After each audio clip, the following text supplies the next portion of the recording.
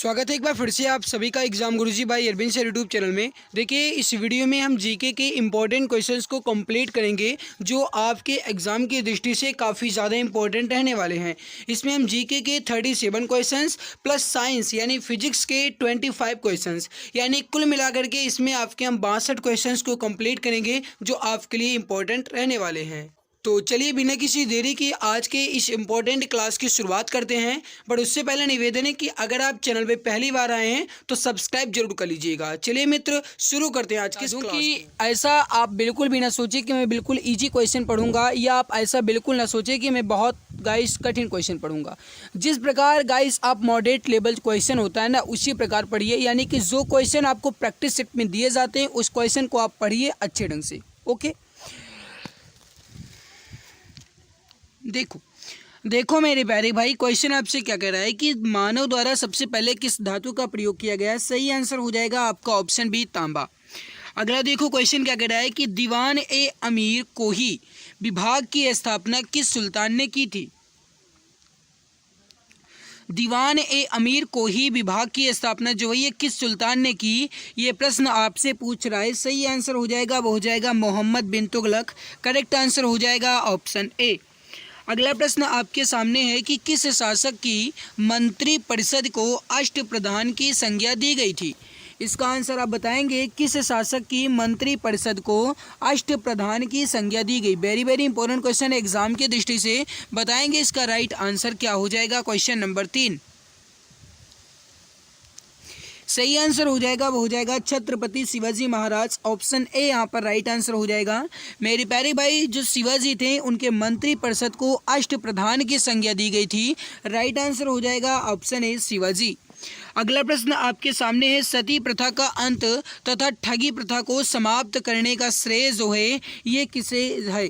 कहने का मतलब है सती प्रथा का अंत और ठगी प्रथा का अंत जो है गाइस ये समाप्त करने का श्रेय जो है ये किसको जाता है, ये प्रश्न आपसे पूछ रहा है। बताइए राइट आंसर क्या हो जाएगा। एग्जाम के पॉइंट ऑफ व्यू से इंपॉर्टेंट क्वेश्चन है, चाहे तो आप इसको पेन डाउन कर लें। देखो गाइस सती प्रथा का अंत जो ये लॉर्ड विलियम बेंटिक के द्वारा किया गया था। राइट आंसर हो जाएगा आपका ऑप्शन डी वेंटिक यहाँ पर करेक्ट आंसर हो जाएगा। अगला क्वेश्चन आपके सामने गाइस राज्यालय हड़प नीति निम्न में से किसके द्वारा लागू किया गया था। अब देखो गाइस हड़प नीति, विलय नीति या कहा जाए मेरे प्यारे भाई तो राज्यालय या गाइस कहा जाए तो डॉक्ट्रिन ऑफ लैप्स जो है गाइस ये किसके द्वारा शुरू किया गया, ये प्रश्न आपसे पूछ रहा है। राइट आंसर हो जाएगा वो हो जाएगा लॉर्ड डलहौजी के द्वारा। किसके द्वारा, लॉर्ड डलहौजी के द्वारा। और इन्हीं के शासनकाल में भारत में ट्रेन जो है गाइस ये चली थी, इसीलिए लॉर्ड डलहौजी को भारतीय रेलवे का जनक भी कहा जाता है। ये भी आप याद रखिएगा, ठीक है।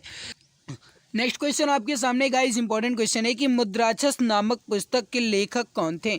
इसका आंसर आप बताएंगे मुद्राक्षस नामक पुस्तक के लेखक कौन थे। इसका आंसर आप सभी मित्र बताएंगे। राइट आंसर क्या हो जाएगा। देखो गाइस जो मुद्राक्षस पुस्तक है इसके लेखक हैं विशाख दत्त। सही आंसर हो जाएगा आपका option A.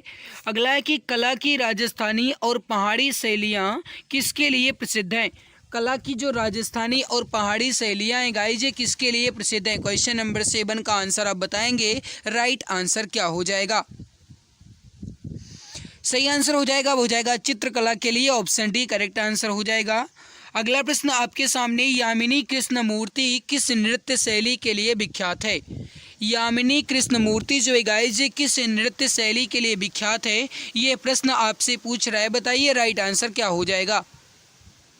My dear friends याद रखिएगा इसका सही आंसर हो जाएगा वो हो जाएगा भरतनाट्यम के लिए। ऑप्शन सी करेक्ट आंसर हो जाएगा। अगला प्रश्न आपके सामने लंदन जो है ये किस नदी के किनारे स्थित है। ये प्रश्न भी आपके एग्जाम की दृष्टि से इम्पोर्टेंट है। बताएंगे गाइस लंदन जो है ये किस नदी के किनारे स्थित है। माय डियर फ्रेंड्स याद रखिएगा इसका परफेक्ट आंसर हो जाएगा वो हो जाएगा टेम्स नदी। करेक्ट आंसर क्या हो जाएगा, टेम्स नदी के किनारे है। ऑप्शन बी यहाँ पर करेक्ट आंसर हो जाएगा। अगला प्रश्न आपके सामने भारतीय मानक समय जो है ये आधारित है। गाइज ऑप्शन है 80 डिग्री पूर्व देशांतर पर, 80 डिग्री पश्चिमी देशांतर पर, या गाइज 80.5 डिग्री पूर्व देशांतर पर, या गाइज 82.5 डिग्री पश्चिमी देशांतर पर। यहाँ पर गाइज 82.5 है, ठीक है, ये 82.5 है, ये टाइपिंग मिस्टेक है, माफ़ करना। देखो गाइस, भारतीय मानक समय जो ये किस पर आधारित है? 82.5 डिग्री पूर्व देशांतर पर। करेक्ट आंसर हो जाएगा आपका ऑप्शन सी। ठीक है, और इसके गाइस जो आंसर के में दिया गया है वो डी दिया गया है, उसको आप सही कर लीजिएगा, ऑप्शन सी यहाँ पर राइट होगा। अगला देखो गाइस, पृथ्वी के अतिरिक्त किस ग्रह पर वायुमंडल पाया जाता है? इसका आंसर आप बताएंगे, राइट आंसर क्या हो जाएगा? एग्जाम की दृष्टि से ये भी आपका महत्वपूर्ण प्रश्न है। बताइए मेरे प्यारे भैया, सही आंसर क्या हो जाएगा?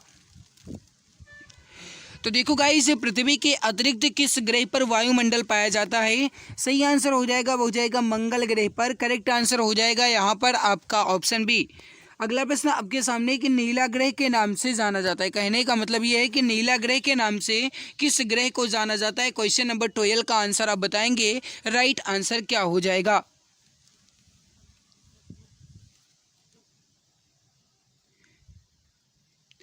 याद रखिएगा मेरे प्यारे भाई, नीला ग्रह के नाम से हम पृथ्वी ग्रह को जानते हैं, क्योंकि गाइस पृथ्वी पर पानी की मात्रा अधिक होने की वजह से पृथ्वी जो है नीली दिखाई देती है, और इसी की वजह से पृथ्वी को नीला ग्रह के नाम से भी जाना जाता है।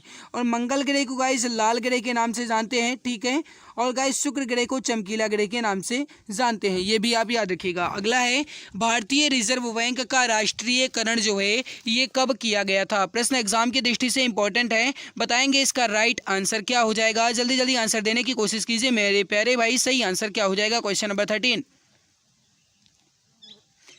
तो देखो गाइस, जो भारतीय रिजर्व बैंक है, आरबीआई है, रिजर्व बैंक ऑफ इंडिया है, इसका जो गाइस राष्ट्रीयकरण किया गया, ये कब किया गया? ये प्रश्न आपसे पूछ रहा है। सही आंसर हो जाएगा, वो हो जाएगा वर्ष 1949 में। सही आंसर हो जाएगा यहाँ पर आपका ऑप्शन सी।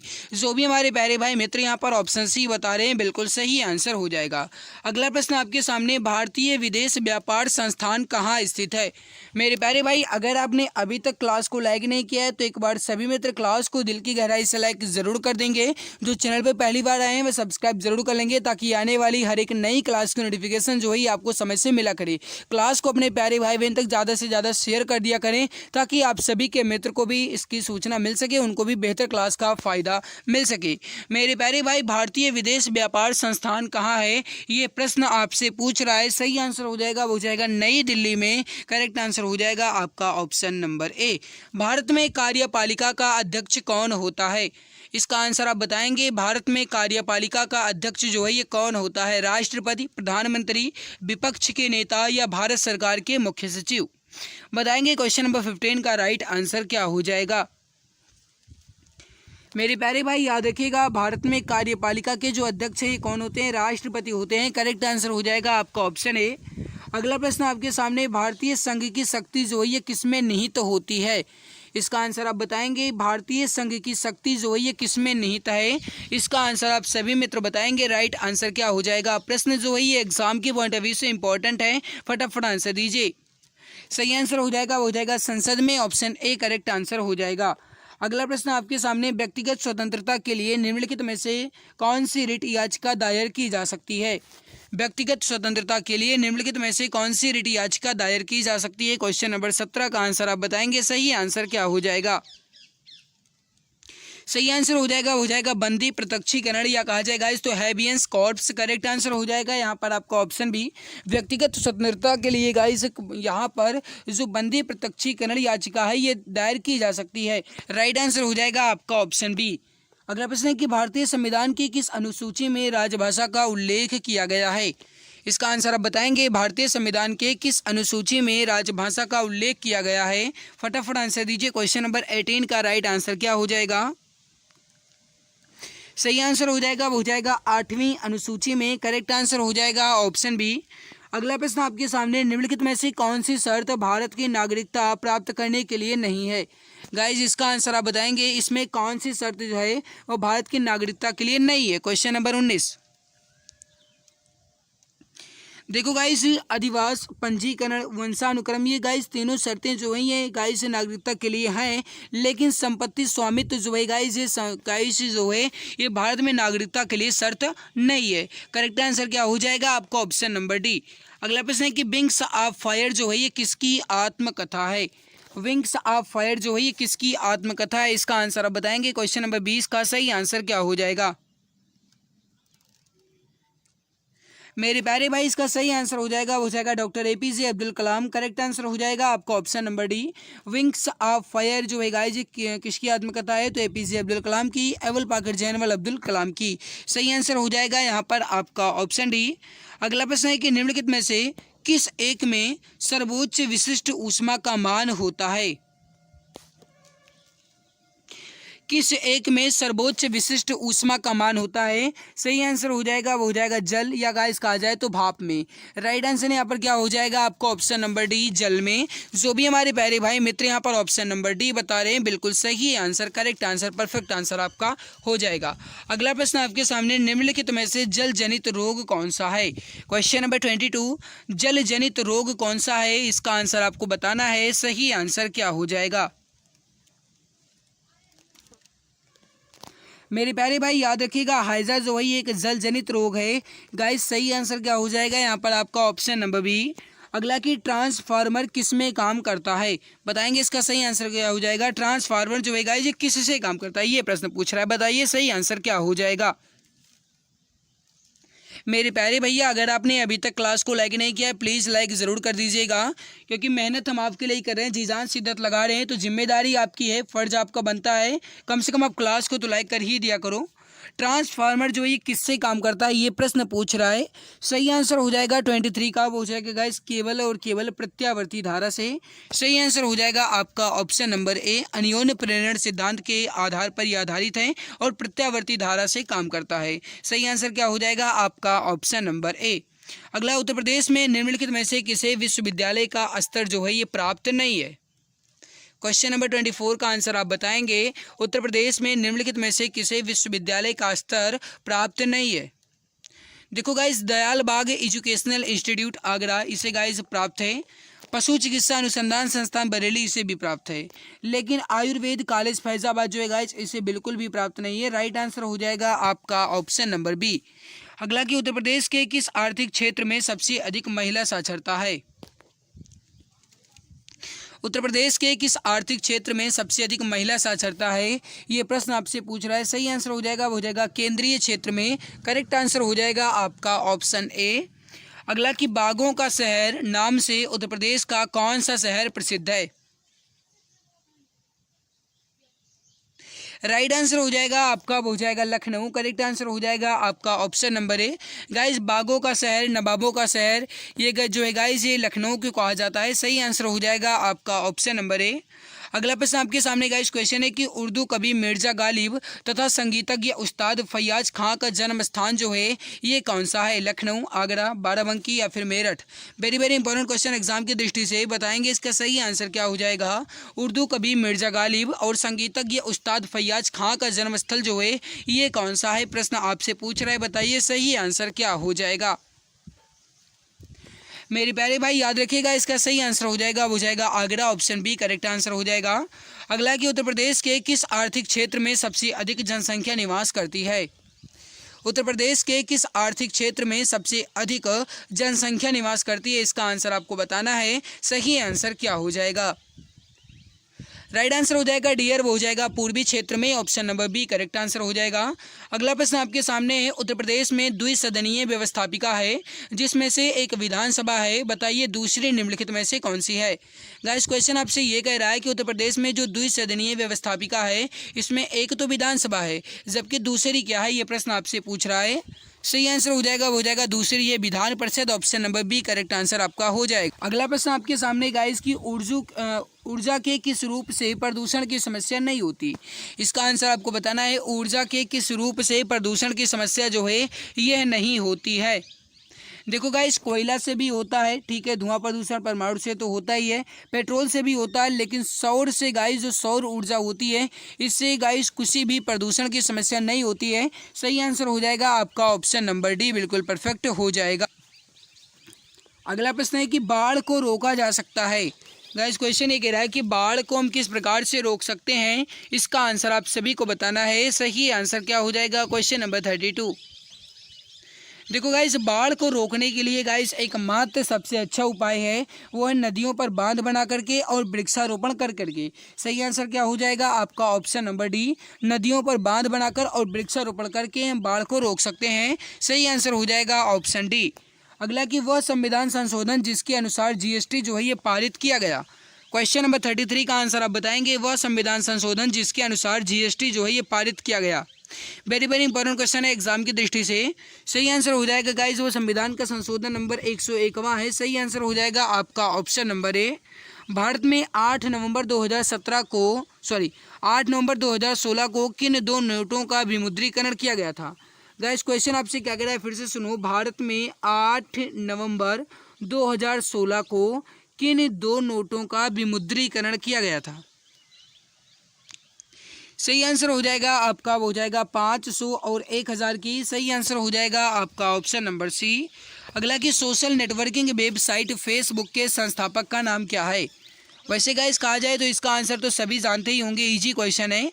बताइए सोशल नेटवर्किंग वेबसाइट जो गाइस है फेसबुक, इसके संस्थापक कौन है।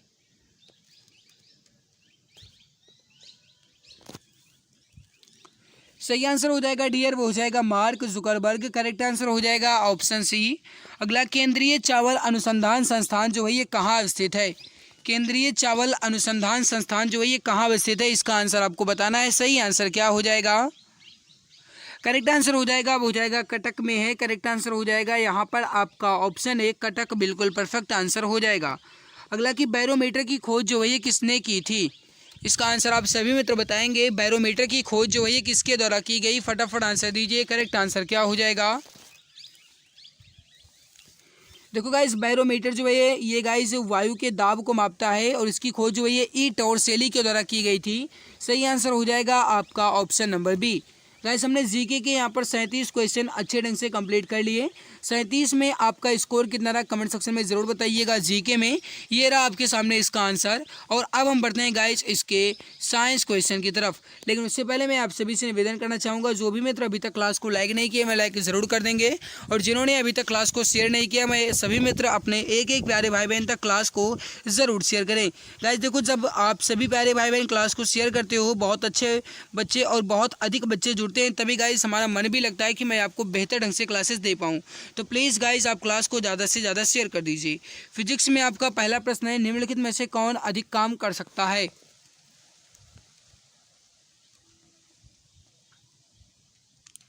सही आंसर हो जाएगा वो हो जाएगा गाइस बंदूक की एक चलती हुई गोली। बिल्कुल सही बात है मेरे प्यारे भाई, बंदूक की एक चलती हुई गोली जो है ये काम अधिक कर सकती है। वैसे भी गाइस कहा जाए तो बंदूक की गोली जो है काम तमाम कर सकती है ना।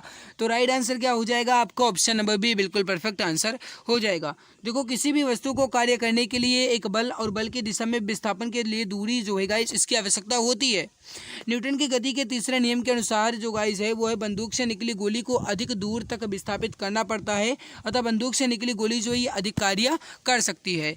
अगला प्रश्न आपके सामने, भार की एसआई इकाई क्या है। गाइस क्वेश्चन कितना इंपॉर्टेंट है आप खुद देख सकते हो। RRB JE, RRB LP and RRB technician की परीक्षा में पूछा गया प्रश्न है, भार की एसआई इकाई जो है ये क्या है। देखो मेरे प्यारे भाई जब भार की पूछा जाएगा तो आप कहेंगे न्यूटन, और गाइस जब द्रव्यमान की पूछा जाएगा तो आप कहेंगे किलोग्राम, और ग्राम जो है गाइस ये जो है सीजीएस पद्धति में मात्रक है द्रव्यमान का, और डाइन जो है मेरे प्यारे भाई ये भी सीजीएस पद्धति में बल का मात्रक है। अगला प्रश्न आपके सामने यहाँ पर, और देख लो गाइस आप किसका कौन सा मात्रक है, ठीक है। अगला प्रश्न है कि निम्न में से किस राशि का एसआई मात्रक कैंडेला होता है। अभी गाइज आप ऊपर ही देख सकते हो कि जो कैंडेला है गाइज ये ज्योति तीव्रता का मात्रक है जिसे हम सीडी से प्रदर्शित करते हैं। तो किस राशि का सही मात्रक कैंडेला होता है गाइज, ज्योति तीव्रता का। सही आंसर हो जाएगा आपका ऑप्शन नंबर डी। जो भी हमारे डियर प्यारे भाई ऑप्शन डी ज्योति तीव्रता बता रहे हैं, बिल्कुल सही आंसर हो जाएगा। अगला प्रश्न है कि संवेग की एसआई पद्धति में इकाई क्या है। संवेग की एसआई पद्धति में इकाई क्या है, ये प्रश्न आपसे पूछ रहा है, बताइए सही आंसर क्या हो जाएगा। सही आंसर हो जाएगा गाइस किलोग्राम मीटर प्रति सेकंड। किलोग्राम मीटर प्रति सेकंड जो है गाइस ये संवेग की एसआई पद्धति में इकाई होती है। सही आंसर हो जाएगा यहाँ पर आपका ऑप्शन नंबर बी। एक मिनट मेरे प्यारे भाई, इस क्वेश्चन में थोड़ी गलती भी है। एसआई पद्धति में संवेग की एसआई इकाई जो होती है गाइस वो होती है किलोग्राम मीटर प्रति सेकंड इनवर्स होती है। ठीक है, ये आप याद रखिएगा, किलोग्राम मीटर प्रति सेकंड इनवर्स यहाँ पर होना चाहिए। राइट क्या हो जाएगा यहाँ पर आपका ऑप्शन नंबर बी, अगर ऑप्शन को सही कर लिया जाए तो। अगला प्रश्न आपके सामने है, विद्युत आवेश का एसआई मात्रक क्या है। ये प्रश्न भी आप देख सकते हैं कितना ज़्यादा इंपॉर्टेंट है। विद्युत आवेश का एसआई मात्रक क्या है, ये प्रश्न आपसे पूछ रहा है। सही आंसर हो जाएगा मेरे प्यारे भाई, वो हो जाएगा यहाँ पर कूलाम। करेक्ट आंसर हो जाएगा ऑप्शन नंबर बी। अगला प्रश्न आपके सामने, प्रकाश वर्ष जो है ये किसकी इकाई है। प्रकाश वर्ष जो है ये किसकी इकाई है। आरआरबी जेई एंड एनटीपीसी के क्वेश्चन पेपर हैं, बताएंगे प्रकाश वर्ष जो है किसकी इकाई है।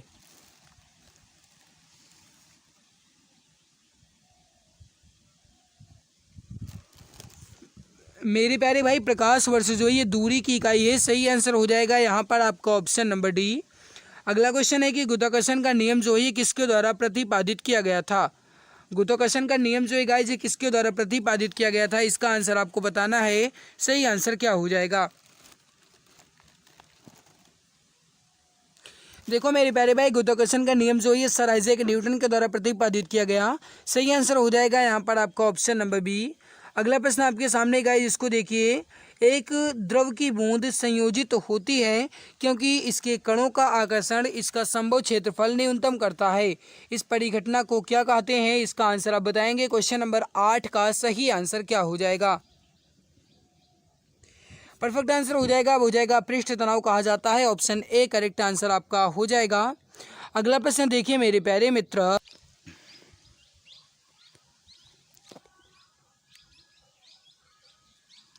जल की गिरती हुई बूंद किस गुणधर्म के कारण गोलाकार होती है। आरआरबी जेई 2014 के सेट नंबर 2 रेड पेपर में पूछा गया क्वेश्चन है। 14/12/2014 का प्रश्न है, बताएंगे जल की गिरती हुई बूंद किस गुणधर्म के कारण गोलाकार होती है। माय डियर फ्रेंड्स, याद रखिएगा जल के पृष्ठीय तनाव के कारण। ऑप्शन ए करेक्ट आंसर आपका हो जाएगा। अगला प्रश्न आपके सामने है कि किस ताप पर जल का घनत्व अधिकतम होता है। इसका आंसर आप सभी मित्र बताएंगे, किस ताप पर जल का घनत्व अधिकतम होता है।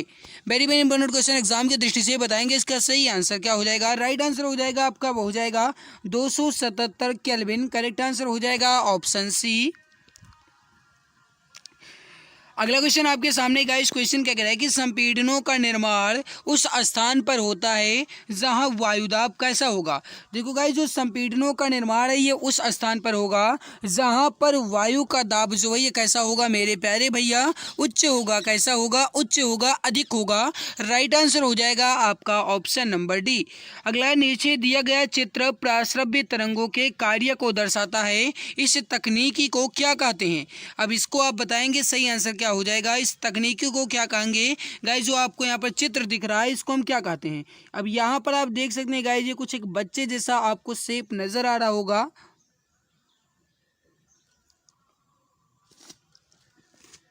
इस तकनीक को क्या कहा जाता है मेरे प्यारे भाई, अल्ट्रासोनोग्राफी कहा जाता है। और गांव की भाषा में कहते हैं मेरे प्यारे भाई अल्ट्रासाउंड, है ना। कहा ना जाता है मेरे प्यारे भाई अल्ट्रासाउंड, तो वही बात है गाइस, अल्ट्रासोनोग्राफी से कहा जाएगा। राइट आंसर हो जाएगा आपका ऑप्शन सी। देखो, अल्ट्रासोनोग्राफी या सोनोग्राफी जो है गाइस चिकित्सीय निदान का एक महत्वपूर्ण साधन है। ये प्राश्रव्य तरंग पर आधारित एक चित्रांकन तकनीकी है। चिकित्सा के क्षेत्र में इसके कई उपयोग हैं। जैसे गाइस, गर्भावस्था में गर्भस्थ शिशु के स्वास्थ्य के बारे में जानकारी प्राप्त की जाती है अल्ट्रासोनोग्राफी की मदद से। ठीक है, अगला प्रश्न है कि ध्वनि जो है ये किसके कारण उत्पन्न होती है। Very very important question, exam की दृष्टि से बताएंगे ध्वनि जो है ये किसके कारण उत्पन्न होती है। अपवर्तन, कंपन, प्रतिबिंब या फिर घूर्णन। मेरे प्यारे भाई याद रखिएगा, ध्वनि जो है ये कंपन के कारण उत्पन्न होती है। सही आंसर हो जाएगा यहाँ पर आपका ऑप्शन बी। अगला क्वेश्चन आपके सामने, निम्नलिखित की भिन्नता के कारण संपीड़न और विरलीकरण उत्पन्न होते हैं। किसकी भिन्नता के कारण, इसका आंसर आप बताएंगे। मेरे प्यारे भाई, अगर आपने अभी तक क्लास को लाइक नहीं किया है तो एक बार सभी मित्र, सभी भाई बहन क्लास को दिल की गहराई से लाइक ज़रूर कर देंगे। और जो चैनल पर पहली बार आए वह सब्सक्राइब कर लेंगे, ताकि आने वाली हर एक नई क्लास की नोटिफिकेशन आपको समय से मिला करे। तो प्लीज़ जो भी मित्र चैनल पर पहली बार आए वह सब्सक्राइब ज़रूर कर लेंगे। सही आंसर हो जाएगा गाइस हवा के दबाव के भिन्नता के कारण संपीड़न और विरलीकरण जो है ये उत्पन्न होते रहते हैं। सही आंसर हो जाएगा आपका ऑप्शन नंबर सी। ध्वनि की तीव्रता जो है ये मापी जाती है। ध्वनि की तीव्रता जो है किस में मापी जाती है? रिक्टर स्केल से, टेस्ला से, डेसिबल से या फिर हर्ट्ज से?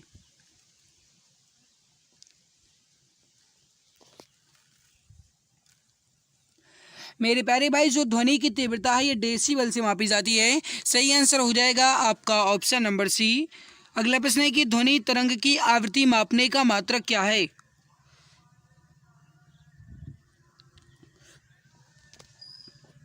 मेरे प्यारे भाई ध्यान रखिएगा, अगर आपसे ये क्वेश्चन पूछा जाता है कि ध्वनि की तीव्रता किस में मापी जाती है तो आप कहेंगे डेसिबल में। बट अगर आपसे ये पूछा जाता है कि ध्वनि की जो आवृत्ति है ये किस में मापी जाती है तो आप कहेंगे हर्ट्ज में। हर्ट्ज को गाइस हम HZ से प्रदर्शित करते हैं। सही आंसर हो जाएगा यहाँ पर आपका ऑप्शन नंबर बी।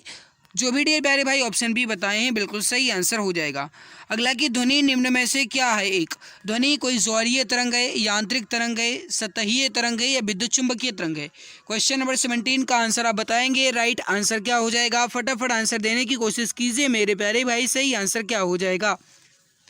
देखो ध्वनि जो है गाइस ये क्या है? ये एक यांत्रिक तरंग है। सही आंसर हो जाएगा आपका ऑप्शन बी। अगला प्रश्न है कि निम्नलिखित में से कौन सा निर्वात में यात्रा नहीं कर सकती?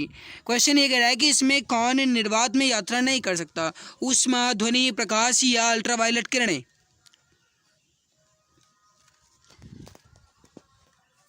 अब ध्यान दीजिएगा मेरे प्यारे भाई, निर्वात में ध्वनि जो है ये यात्रा नहीं कर सकती क्योंकि गाइस ध्वनि के लिए किसी न किसी माध्यम की आवश्यकता होती है और इसीलिए गाइस ध्वनि जो है निर्वात में यात्रा नहीं कर सकती। जबकि निर्वात में सबसे तेज गति करता है वो है गाइस प्रकाश। प्रकाश जो है निर्वात में सबसे तेज रूप से गति करता है, जबकि ध्वनि जो है ये गति ही नहीं कर पाती। सही आंसर हो जाएगा आपका ऑप्शन नंबर बी। अगला प्रश्न आपके सामने है कि जब ध्वनि हवा के माध्यम से गुजरती है तो हवा के कण जो हैं ये किस दिशा में कंपन करते हैं? इसका आंसर आप बताएंगे। क्वेश्चन नंबर 19 का सही आंसर क्या हो जाएगा?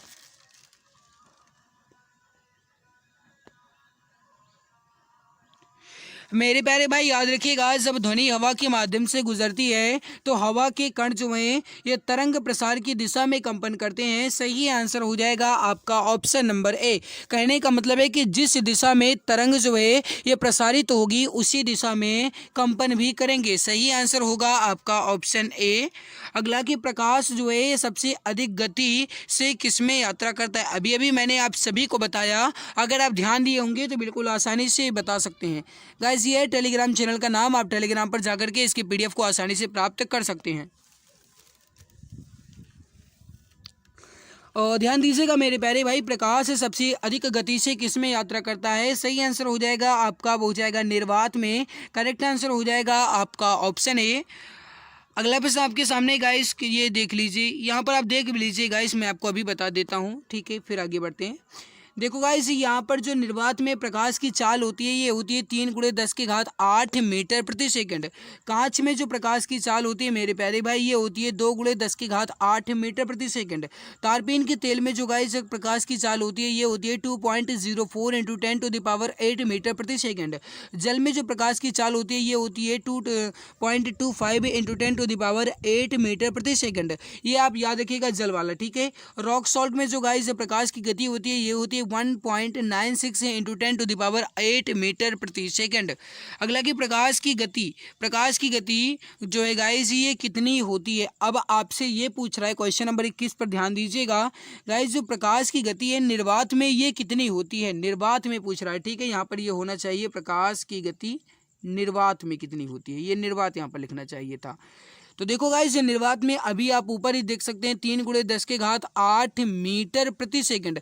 और मीटर प्रति सेकंड को गाइस अगर आप यहाँ पर सेकंड को ऊपर लेकर जाएंगे तो हो जाएगा 3 × 10⁸ मीटर सेकंड इनवर्स। तो 3 × 10⁸ metre second inverse option C में दिया गया है, यही आपका सही आंसर हो जाएगा। अगला है कि हवा में प्रकाश की चाल कितनी होती है? अभी अभी आपने देखा है, बता सकते हो इसका सही आंसर क्या हो जाएगा?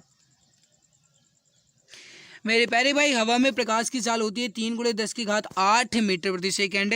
अगला प्रश्न है गाइस, इसको देखिए, भारतीय नाभिकीय यानी न्यूक्लियर परीक्षण स्थल पोखरण राजस्थान के किस जिले में है? सही आंसर हो जाएगा जैसलमेर में, ऑप्शन सी करेक्ट हो जाएगा। अगला प्रश्न है कि IAEA का मुख्य कार्य क्या है? IAEA का मुख्य कार्य क्या है? सही आंसर हो जाएगा, ये कार्य है गाइस, इसका मतलब है कि विश्व भर में नाभिकीय ऊर्जा के शांतिपूर्ण उपयोग को बढ़ावा देना। ऑप्शन बी राइट हो जाएगा। अगला कि 1998 में भारत में परमाणु विस्फोटक उपकरणों का परीक्षण कहाँ किया गया था?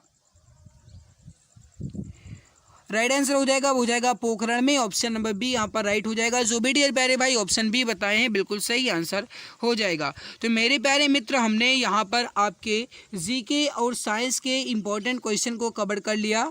आई होप आपको हमारी मेहनत अच्छी लगी होगी। अगर अच्छी लगी तो प्लीज़ लाइक करके ही जाना, और जो भी मित्र अभी तक चैनल को सब्सक्राइब नहीं किए, वह सब्सक्राइब जरूर कर लेंगे।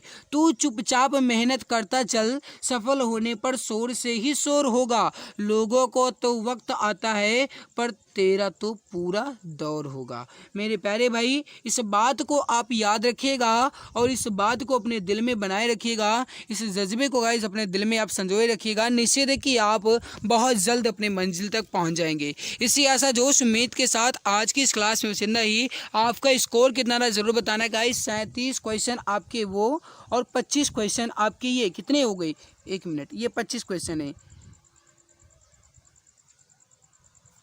गाइस। आपके 62 क्वेश्चन टोटल हमने कवर किए हैं, और 62 क्वेश्चन में आपका स्कोर कितना रहा मुझे कमेंट सेक्शन में कमेंट करके ज़रूर बताइएगा, ठीक है। हम आपके कमेंट का इंतज़ार करेंगे। और मेरे प्यारे भाई, मैं आप सभी से निवेदन करना चाहूँगा, अगर आप चैनल पर पहली बार आए तो प्लीज़ चैनल को सब्सक्राइब तो कर ही लीजिएगा। इसके पहले की सारी क्लासेस आपको प्लेलिस्ट के माध्यम से मिल जाएंगी, जाकर के आप चेक कर लेना। और इसकी PDF आपको गाइस टेलीग्राम पर मिल जाएगी। यह है टेलीग्राम चैनल का नाम, ठीक है। मिलते हैं दूसरी नई क्लास में, तब तक के लिए बहुत बहुत धन्यवाद। खुश रहिए, मुस्कुराते रहिए, पढ़ते रहिए, जी जान शिद्दत के साथ लगे रहिए। माता पिता के सपने को पूरा करने के लिए पूरे दिन रात एक कर दीजिएगा, क्योंकि यही आपके पास सुनहरा मौका है। धन्यवाद।